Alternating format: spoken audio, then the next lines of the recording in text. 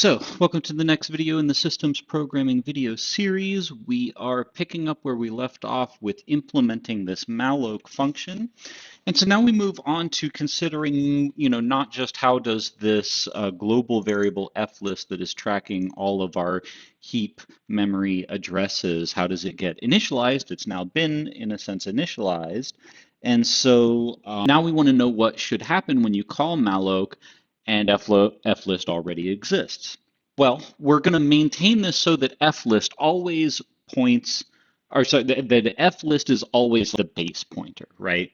Now, but what I want to do is I want to basically traverse flist, checking each place within flist to see whether or not I could possibly insert a piece of data somewhere, the given requested size of data. So to that end, I'm going to make an address pointer that is going to start from the base and traverse out until we find what we're looking for. So let's maybe say that struct chunk star, and I've been just calling these things, right, the individual address or piece of data a hunk. And so I'll just call this a hunk and say that it is initially flist. And then I want to call in a function that finds a free hunk, right? So let's say that the new hunk that we declared up above, let's try to make that the return of some yet another function, find free chunk. And this is, I want to be a little bit sophisticated in how I do this because I basically just want to make a single pass through the heap memory.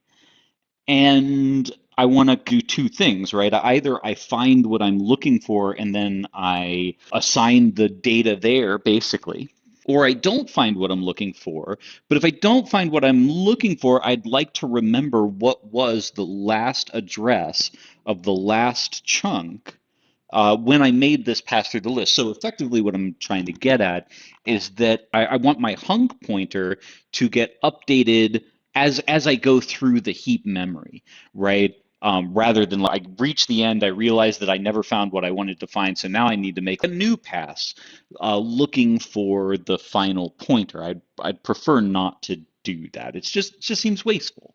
So anyway, so I would actually like to take that variable hunk and I'd like to update it as I go along. And I'd like the updates to be accessible to me after the function has returned.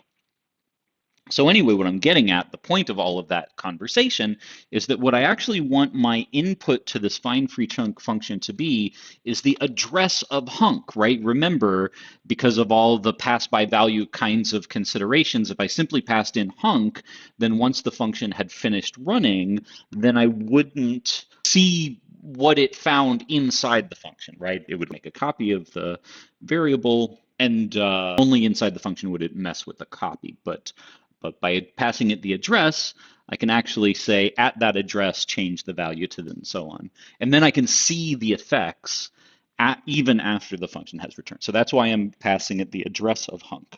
And then the other thing is I want to pass in the size because I want it to be looking for a chunk of the given size.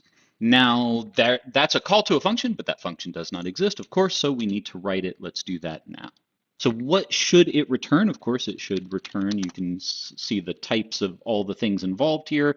It should return a struct chunk star. And so what is the type of the address of hunk? Well, it's a star struct chunk. And I'm gonna say, let's just call it hunk, why not? And then size. Okay. Or right, of course, I have the stars in the wrong place here. Okay. So what do I want this to do? I want to start from the base of my memory heap. So that means that I'm going to start, I want to have a variable that that will help me to traverse this list. So let's say that struct chunk star current, let's call it, is equal to, now initially it should be flist, right? That's where I want to start my traversal. And then I want to do a while loop checking for two things. For one thing, I want to make sure that flist exists, or sorry, that it exists.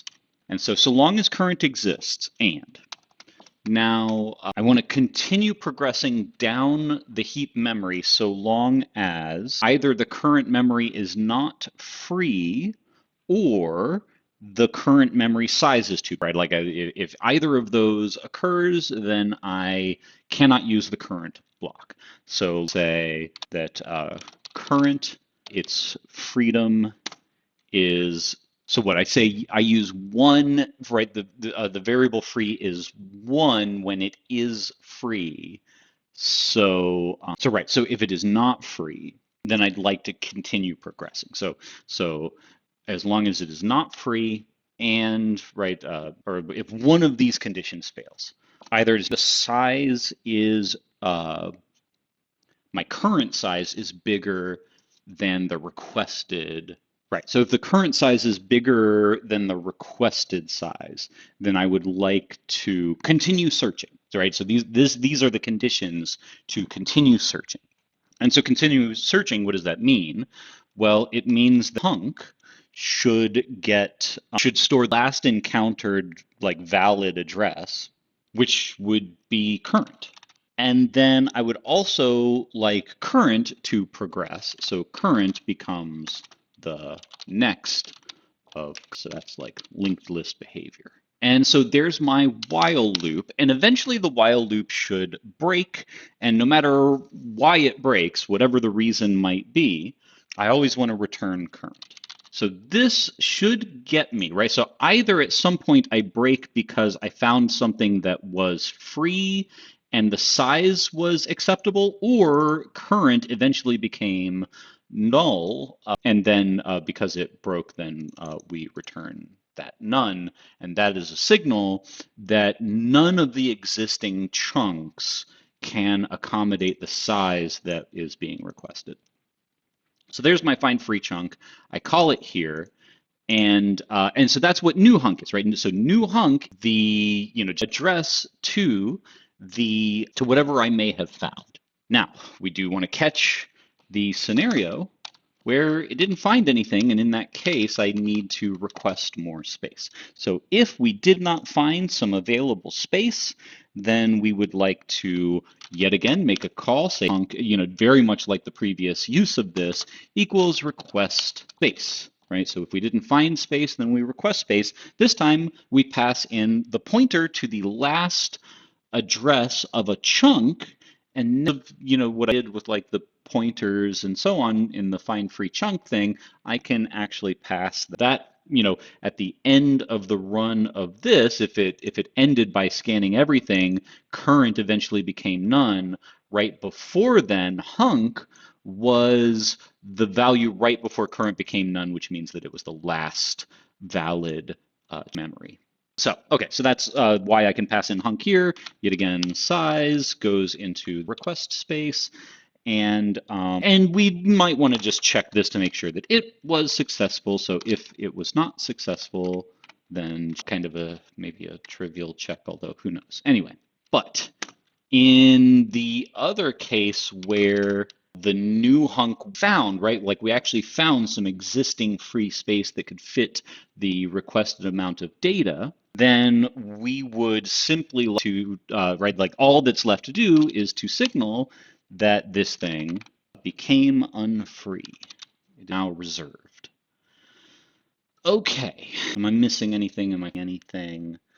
Oh yeah, this thing needs to return the address, right? Malloc should return the address of what we found, and that is maybe a little interesting. So what you might initially think is to return the address that we found, and we should make it a void star. You might say new hunk. Seems good. Problem is, new hunk points to the header data, and we do not want to point to the header data. So we want to point to something one free space beyond the header data. And so we should say new hunk plus 1, right? That the the size of the struct chunk, right? So if this is a like at this point the compiler knows that it has type struct chunk, then adding 1 will simply skip us to the end of that address. And so this gets us to the end of the header data and to the first available space of true memory, empty, available memory. And then we cast it to void star because we don't know what kind of data is supposed to go there. But in any case, that's what we return. We return this address. In fact, I probably don't need these parens, but I do need semicolon. Okay. Anything else that I am forgetting? Can't think of anything. Well, that seems pretty good. I guess, where next? I'm going to end the video right about here. Guess, you can't really test out how well this is working until you implement free so that it is at least possible for some pieces of memory to become. And so we'll do that. Although, I don't know, actually, would we maybe want to test out and see that like if you malloc two things using our new proprietary, so to speak, malloc function, would it work in any way, right? Even before you're able to free things up. So how about let's try that out. So I'm just going to come over to, this looks, yes, and in fact, I wrote this to do some testing, but I think we can just get rid of that. And what do I want to do? Yeah, I would like to use my malloc function, which I think is getting, so what, that was blah, blah, blah. Is it not here? Why? Yeah, why would we use lib? Maybe I'm not understanding what the point of this thing is. Maybe this is handled in the make file. Maybe the make file causes it to use the thing. So I guess like what print. Okay, let's get print. Okay, print C compiles malloc list and all these other things. I guess, okay, so maybe as long as we compile using the, yeah, right. That's why we don't need to include it, I think. Okay, anyway, so let's see what happens. So if I use malloc, let's say that I call int star x equals just, called malloc back in that file. So malloc, and I would like to say size of int, and then I would like to, well, I guess I'm now actually kind of concerned. And when I test this out, am I using the standard library malloc, or am I using my own private implementation of malloc? I think I need to look into that. I'll probably look into that between now and the next video. But for now, I'm just going to test it out and hope that it's using my implementation of malloc. But so we've got int star, or actually, I guess what I could do to be really sure is I could just change the name of it to make really sure. Would be interesting. I'll do that in a second, actually, in the video. So okay, but in any case, I go ahead and malloc, hopefully using my implementation of malloc, I assign to it the value 1. I would like to printf that value. What else? Okay. I would also like to put the address, which is it like %p, I think, is like the code that you're allowed to use to put an address, like it's for a pointer. And then I'd just like to put regular x there. So let's see how that goes. Just curious if that works, how I hope it does. So let's cd into the directory A8. Let's make print. Doesn't like something. Oh, it may not like the type of this. Comparison between pointer and integer. I think, well, okay, so maybe what I need to do is actually cast the -1 to an integer. So let's call that void star. I think that would do it. Seems to work. /print 1 and an address. So that looks really good.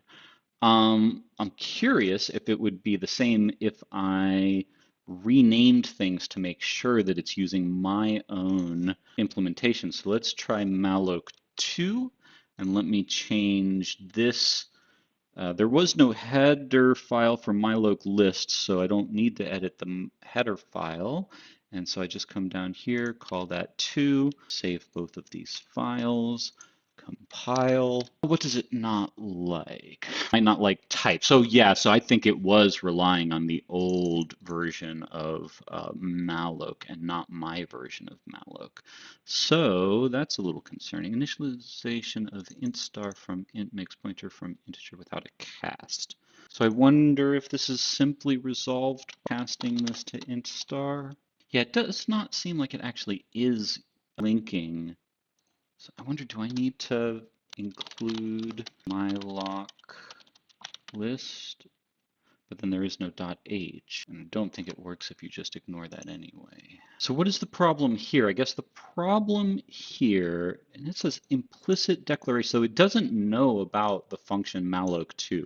So clearly that's the issue. It doesn't know about malloc2, and I could tell it about malloc2, but I thought the linking was to handle that for me. Okay, so I wonder if I am maybe using this in a way that it is not intended to be used, so I have to maybe edit things because I'm just testing it, right? So here's what I've done. I have created this myloclist.h file, just making a header file for the C. All it contains is just a declaration for malloc2. What else have I done? I'm coming over here to print C. I'm casting to int like that. I'm calling on malloc2. I have included the header file, and now I'm printing everything as before. And I think that is all the changes that I made recently. And so now if I compile, and notice that I need to just compile like this, giving it the myloclist.c file as a dependency, and we call that, runs just fine, call print, and it prints as one would hope it would. So it prints the value that I put into X, and it prints the address here. So a single call to my custom malloc function seems to work. Let's see what happens if I were to malloc more. So if I said int star y equals int star malloc2 size of int, and in that I put a y equals 2, and now I want to, oh wait, there's no line break here, but I did line break here. What's going on with that? Well, let's see what happens. Let's make a second call to printf. %d line break, %p line break. Give it the value and the address and see what happens. So let's compile again. Seems good. Oh, it's not updating. Why is it not? Ooh, oh, it might be the compile flag. That? No. Make clean. Oh, it's being put into a.out because I didn't give it the name of an out file. So actually, let's just run a.out and see what happens. Oh, that's perfect. That's exactly what we see. So, well, I mean, who knows what the addresses are supposed to be. But in any case, that looks fantastic, right? That's you would expect 1 and then an address, and 2 and then a different address. Pretty close together too, so that's also kind of what you would expect as well. So yeah, I think as far as we can tell what's going on right now, that looks like success. And so we will carry on to calling free or defining free and then using it, testing it, and make sure it works in the next video.